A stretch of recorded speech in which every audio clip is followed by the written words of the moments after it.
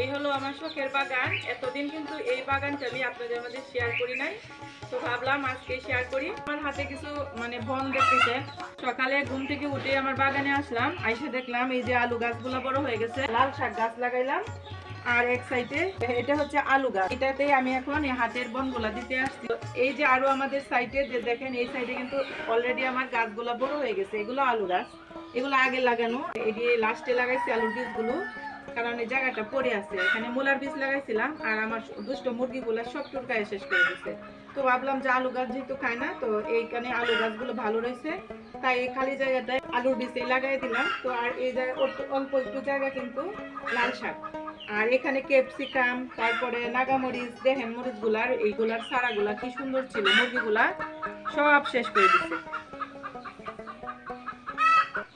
এই যে মুরগির চিল্লানো শোনা যেতেছে, ওদের দুষ্ট দল জন্য আমার বিরক্ত লাগে। পালতে তো খুব ভালো লাগে, কিন্তু ওই চিল্লা পাল্লা করে। আর এই যে দেখেন আমার শখের বাগান, এর মধ্যে আমার সব কিছু আছে। মরিচের গাছ আছে, এটি হচ্ছে দেশি মরিচের গাছ। এই যে দেখে আছে, দেখে সাদাও হয় আর কালোও হয়।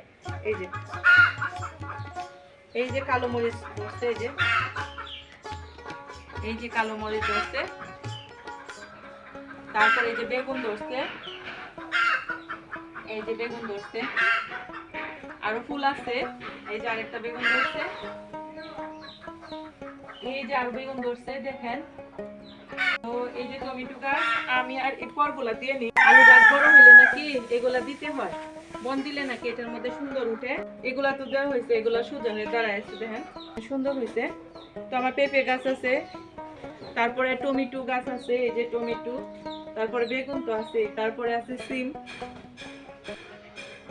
এই যে সিম ধরছে অলরেডি। আমি সবকিছুই অল্প অল্প আমার বাগানে রাখছি, যেহেতু আমার শখের বাগান। হোক বা না হোক, কিন্তু আমি চেষ্টা করছি, কিন্তু হয়েছে মাশাআল্লাহ।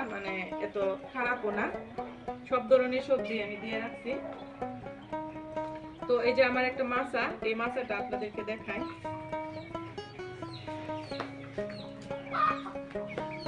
ও আরেকটা কথা, আমার সবচেয়ে সহজ হয় এই যে এই নিড়ানির যন্ত্র। এটা দিয়ে কিন্তু আমি বাগানটাকে সব সময় পরিচর্যা করি। অনেক কিছু আছে। আর এখানে হয়তো একটা নেট দেখতে পাইতেছেন, বাহিরের বাগান। এগুলা বাহিরে কয়েকটা বেগুন গাছ লাগাই দিছিলাম। এই যে আদা গাছ, এই যে আখের চারা, তো এখানেও আছে আখের চারা।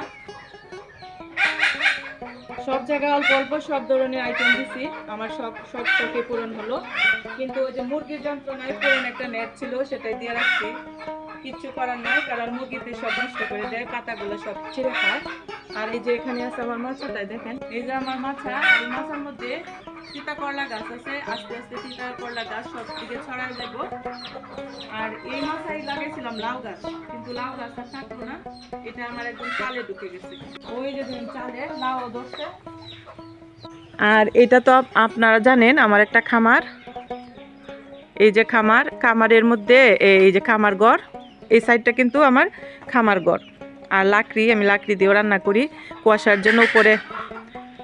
জন্য উপরে রেক্সিন দিয়ে রাখতে হয়েছে বৃষ্টির জন্য লাকড়িগুলাতে। আর এই যে দেখেন আমার মুরগির খামার ঘরের উপরে কিন্তু আমি একটা সিম গাছ লাগাইছি। আর এই যে হচ্ছে আমার গুড়ি, এই যে বাগান। কিন্তু সমস্যা হলো আমার লাউ গাছ বাগানে না উঠে একদম চালে উঠছে। এই যে দেখা একটা লাউও ধরছে মাশাআল্লাহ। এই যে মূল ঘরের ছালে উপর উঠে গেছে। তো এই যে দেখেন বাগান, এই যে চিরা নেটটা কিন্তু দিয়ে রাখছি। কিছু মনে করবেন না, কয়দিন পরে কিন্তু আবার এই চিরা নেট সরাই দিব। আমার যা আছে তাই দিয়ে রাখছি, কারণ এই ভালো নেটের সাইডে দিয়ে যেহেতু গাছ লাগাইছিলাম, বেগুন গাছ মুরগিতে নষ্ট করে দেয়। যা ছিল তাই দিয়ে রাখছি, গাছগুলো বড় হয়ে গেলে সরাই নিব। আমার এই বাসার আশেপাশে সব কিছুতেই টুকটাক কিছু না কিছু গাছ লাগানো আছে, কারণ আমার এটা শখের বাসা, শখের বাগান। আর আমরা কিন্তু উপজেলা মফস্বলে থাকি, এটা কিন্তু একদম গ্রাম না, অনেকেই বুঝতে পারে না। এই যে আপনাদেরকে একটু দেখাই, এই যে পাশে দেখেন বড় বড় বিল্ডিং আছে।